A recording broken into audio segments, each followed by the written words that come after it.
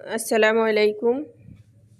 কাছে দূরে যে যেখান থেকে ভিডিওটি দেখতেছেন, আশা রাখি আল্লাহর অসীম রহমতে সবাই ভালো আছেন।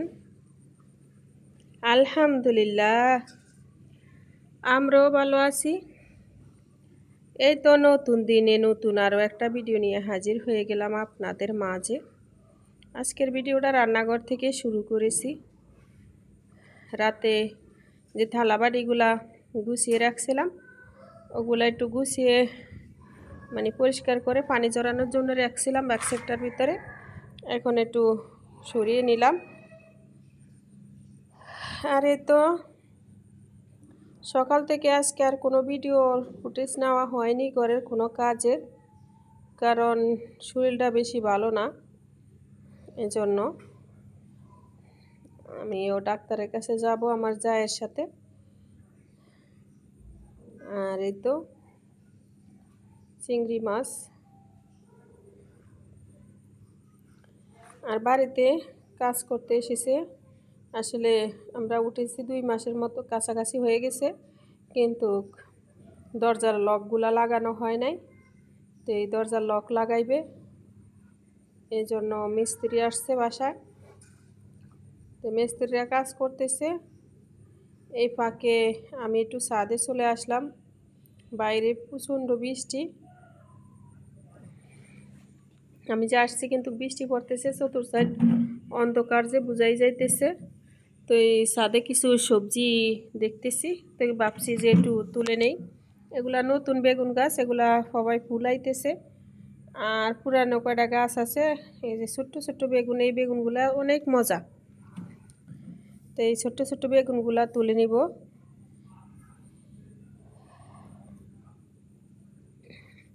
আসলে আমাদের ঘরে বেগুনটা বেশি একটা খাওয়া পড়ে না, কারণ সবারই অ্যালার্জির সমস্যা। এই জন্য আমি হঠাৎ মাঝে মধ্যে কিনি বাজার থেকে। আর এই গাছের থেকে 2 সাইডটা হইলে খাই। আর যদি বেশি হয় তাইলে সবাইরে দেই, নিজেরা কমই খাই। এজন্য আমার আগের ভিডিওতে আছে, আগের পুরানো চ্যানেলটায় আমার প্রচুর বেগুন হইতো ছাদ বাগানে। আমি সবাইরে দিয়া দিতাম, কিন্তু খাইতাম না। তো আজকে তরকারি নাই, তাও আমি যে রান্না করব, আমার বড় ছেলে তো খাবে না, ওর অ্যালার্জির সমস্যা বেশি। আর এই যে কালা লাম্বা বেগুনটাও আছে।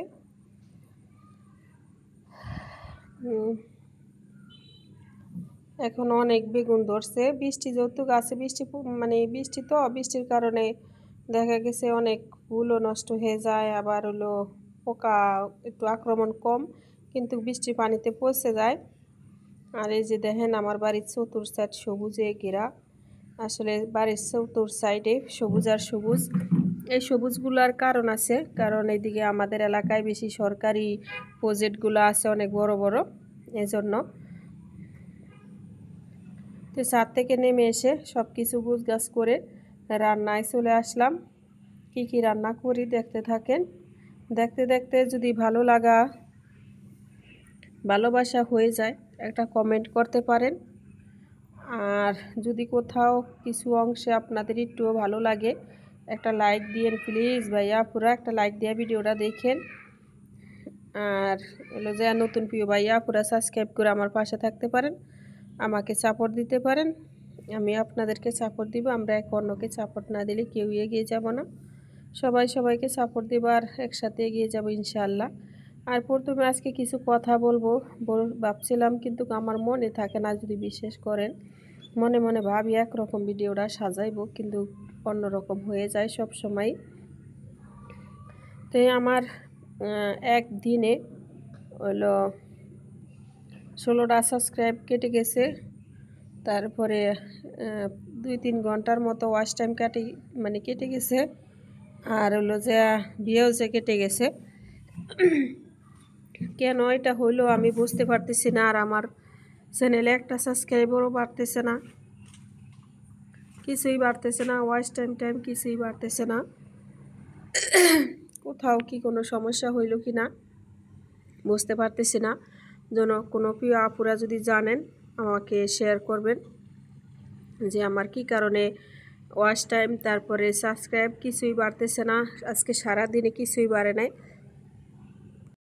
যদি কারো জানা থাকে প্লিজ কমেন্টে জানাইবেন যে কেন এগুলা হইতেছে। আর আমার প্রচণ্ড কাশি পাইতেছে, তারপর অনেক কষ্ট করে বয়স দিতেছি। মাত্রই আদা দিয়া চা খেয়ে বয়স দিতে বসছিলাম, কাশি হইতেছে তারপরও। আর আমি রান্না করতেছি শাপলা দিয়া। আসলে শাপলার তরকারিটা বসাইছি, মশলা কষায় মাছ কষায় নিছি, কিন্তু শাপলা যে বাফায় নেই ওটা মনে নাই।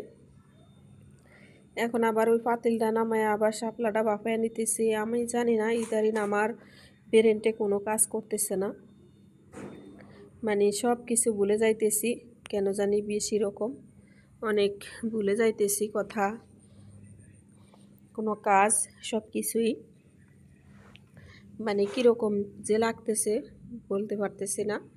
ভিতরটা অনেক কষ্ট লাগতেছে ভিতরে।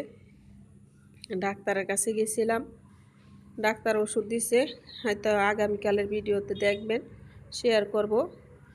ওই ওষুধটা আমাকে 3 ভাগের 1 ভাগ খাইতে বলছিল, না 4 ভাগের 1 ভাগ, কিন্তু আমি পুরো ওষুধটা খাইয়া নিয়েছিলাম। তা এই জন্য আজকে সারাদিন অনেক অসুস্থ ছিলাম। আর আমাদের এলাকায় কারেন্ট ছিল না, কারো ভিডিওতে যাওয়া দেখা সম্ভব হয়নি। তো ইনশাল্লাহ রাত্রে সবার ভিডিও দেখে দেব। আসলে ঘুমের কারণে আমার ঘুম কম হইলে প্রচুর অসুস্থতা কাজ করে ভিতরে, কিন্তু আমার ঘুম হইতেছে না। এই জন্য হয়তো আগে তো দিনে একটু শুইতে পারতাম, এখন তো মেহমানের কারণে তাও পারতেছি না। সারাদিনই খালি রান্নাই নিয়ে ব্যস্ত থাকি, দুপুরে রান্না, রাত্রে রান্না, সকালে রান্না। আসলে আমরা যেহেতু ছিলাম তখন তো রাত্রে রান্না করলে কিছু ভাত তরকারি থাকলে বাসিটা আমি খেয়ে নিতাম, ছেলেদেরকে হালকা পাতলা মুডুস করে দিতাম। কিন্তু এখন তা না, এখন ওদেরকে সকালে নাস্তা দিতে হয়, আবার ভাত রান্না করে দিতে হয়, সকালে ভাতও খায় নাস্তাও খায়, আবার দুপুরে ভাত মাছ তরকারি, আবার রাত্রে। তো এইভাবে রান্না করতে করতে একবারে এমনি শরীরটা ভালো না, আরও এই অবস্থা। তো এই মেহমান থাকবে অনেক দিনই, দেখি কয়দিন থাকে জানি না, কয়দিন থাকবে জানি না তাও। কিন্তু গ্রামের থেকে যদি কোনো মেহমান আসে দেখবেন কিছুদিন থাকে, তারপরে আর আমার যা আসলে মেলা দিনে থাকে, তাড়াতাড়ি যায় নাই। যারা আমার হাতটা কাঁপতেছে, আমার শরীরটা কাঁপতেছে, আমি রান্না করতেছি, অনেক কষ্ট হইতেছে। আর এই যে হলো কি রান্না করলাম, শাপলা দিয়ে চিংড়ি মাছ, আর হলো যে কি জানি করলাম আর একটা মনে নাই, দেখছেন ভুলিয়া গেছি। আর এই যে মাছ দেয়া, আর হলো এটা হলো রুই মাছ দেয়া, বেগুন ছাদ বাগান থেকে আনা বেগুন, আর হলো যে টমেটো আলু দিয়ে রান্না করতেছি। একটু গরম পানি কইরা তারপরে তরকারিতে দিয়া দিলাম তাড়াতাড়ির জন্য, একটু তাড়াতাড়ি হওয়ার জন্য, কারণ বসে থাকতে পারতেছি না এই জন্য। তো সবাই আমার জন্য দোয়া করেন, আমার সুস্থতা কামনা করেন সবাই, আমিও সবার জন্য দোয়া করব, সবাইকে আল্লাহ যেন ভালো রাখে, সুস্থতা দান করে। আর আমার প্রিয় প্রিয় ভাইয়া পুরা প্লিজ আমার একটু সাপোর্ট দেন, আমাকে একটু সাপোর্ট দেন আপনারা, আমার অনেক সাপোর্টের দরকার আপনাদের আমাকে একটু সময় দেওয়ার দরকার। একটু প্লিজ দয়া করে আমার ভিডিওটা ফুল ওয়াচ করে দিন। আমি তো আপনাদের ভিডিওগুলো ফুল একটা লাইক দিয়া ফুল ওয়াচ করে দিই। আমার সব সময় পুরানো চ্যানেল থেকে শুরু করে এখনও এমন একটা বাজে অভ্যাস, আমার আগে লাইক না দিয়ে আমি কারো ভিডিও দেখতে পারি না, কেমন জানি একটা স্বভাব হয়ে গেছে। আগে ভিডিওতে ঢুকে একটা লাইক দিই, তারপরে প্রথম শুরুতে একটা কমেন্ট করি, লাস্টে একটা কমেন্ট করি, কিন্তু বসে যে সব কিছু দেখে আস্তে আস্তে বলবো, দেখবো, কিন্তু ওই সময়টা আমার হয় না। সবাই ভালো থাকেন, সুস্থ থাকেন, সবার সুস্বাস্থ্য কামনা করি। আল্লাহ হাফেজ।